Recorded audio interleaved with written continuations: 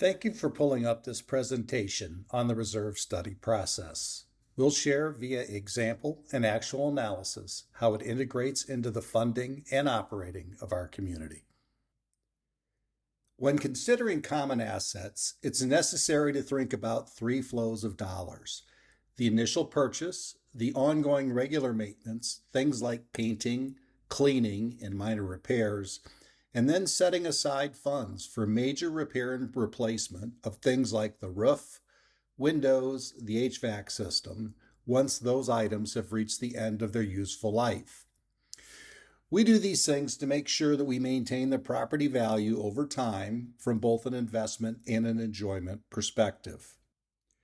Some of the key components in the reserve calculation include the definition of the component list, which is a detailed outline of all the major assets, the useful life of each asset, when the asset went into service, the years of remaining useful life, the current replacement cost, and the inflation-adjusted cost at the time the asset needs to be replaced.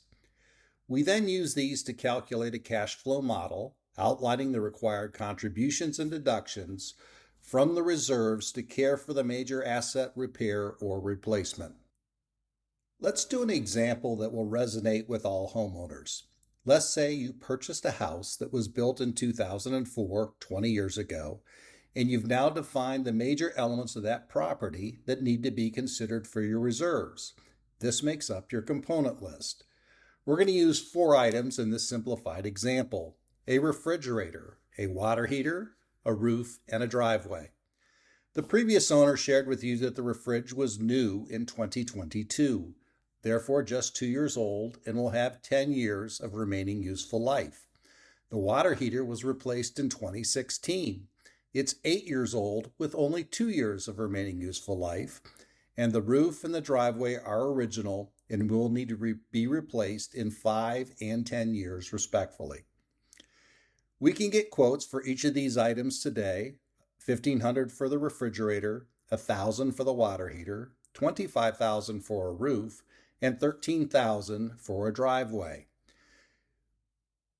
If we were then to go out and buy each of these 4 items today, we would think of the cost of that being $40,500.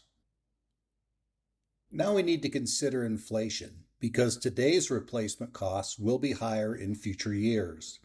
The $1,500 refrigerator will cost over $2,200 8 years out.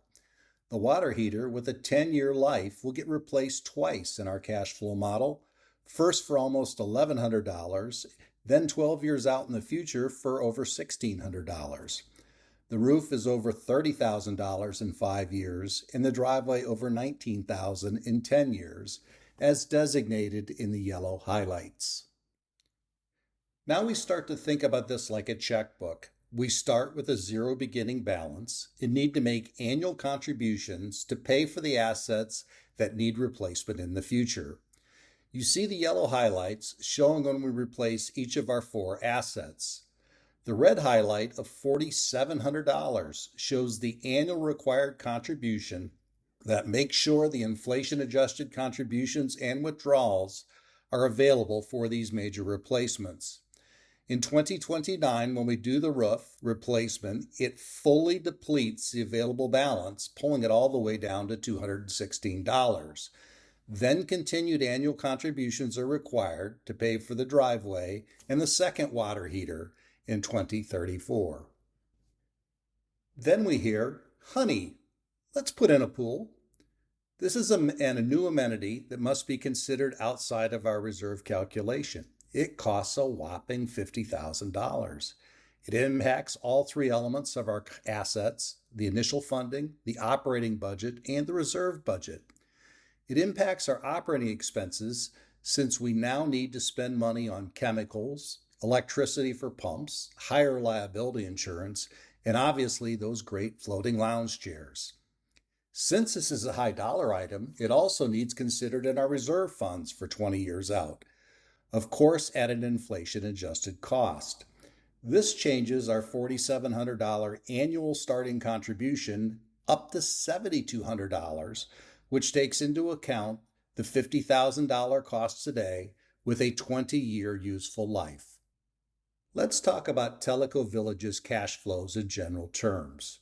We have about $40 million flowing in each year from assessments, water and sewer bills, new construction permits and tank installations, and what we pay to play golf, for the rec, docks, food, drinks, and fuel. The POA employs hundreds of people that administer, maintain, and serve the community at a cost of about $13 million. We buy water, wastewater treatment, food, construction supplies for a cost of about $8 million. We maintain all the common property, including golf courses, pools, entrances, rec centers, buildings, and roads, and pay for utilities and insurance on those items. That leaves us with $9 million that goes towards reserves for the major repair and replacement of existing assets. In 2022, we completed our first formal reserve study, outlining all the assets we own as common property. The replacement cost was $360 million for reservable assets.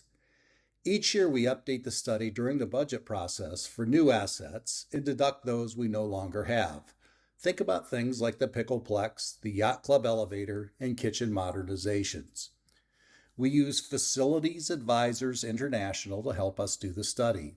They bring years of expertise to the process and have a software solution that we use to keep everything up to date.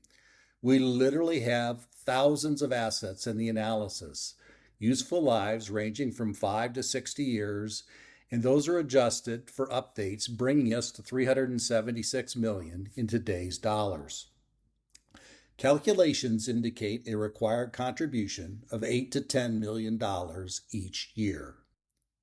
82% of all the assets are things that are typically covered through a town or county: our water, sewer, and our roads.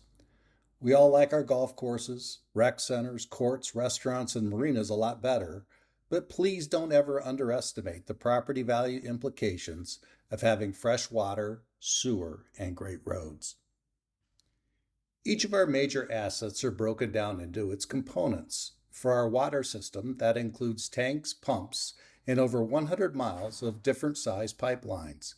For our building categories, those are things like roofs, flooring, fascia, HVAC, and elevators, as shown in this yacht club example.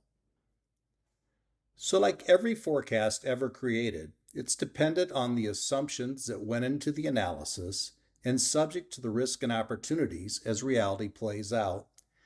We must efficiently run the TVPOA operations so that we have a surplus to contribute to reserves. We must manage the major capital expenditures so that there aren't overruns. We need to figure out how to pay for new amenities and manage the impacts of inflation. The end game, of course, is to maintain the assets we all own to maximize the quality of life, which is the major reason so many of us moved to this community.